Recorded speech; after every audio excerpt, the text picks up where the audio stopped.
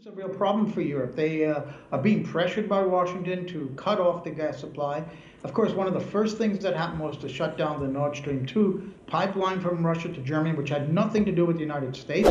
But America, even when the German chancellor was in Washington before the invasion, Biden said they'd have it shut down, and it had nothing to do with the U.S. So this benefits the United States to some degree. They've been taking some of the reserves, their oil reserves, and giving it to Europe. They certainly want to sell liquefied natural gas to Europe instead of the pumped-in pipeline gas, which of course is way more expensive than pipeline gas and takes a lot longer to get from the US to Europe. It means building new facilities to turn this liquefied natural gas back into gas.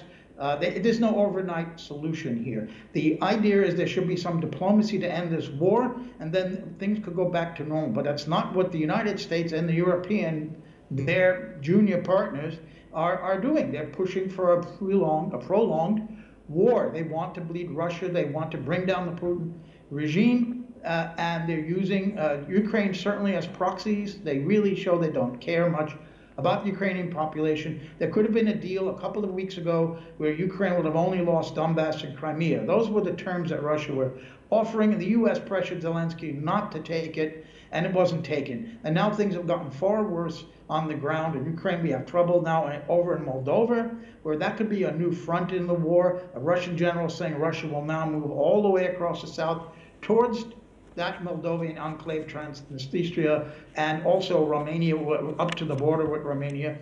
So the war will go on because the West and the US wants it to go on, and the gas market will continue to be in chaos, especially if Russia cuts off its gas to the European countries, especially Germany. That would be devastating to the German economy. But we're in a war here. We're in a literal war in Ukraine and an information and economic war in the rest of the world. And that is certainly a weapon Russia could deploy. They have enough gas. They have enough food. It's Europe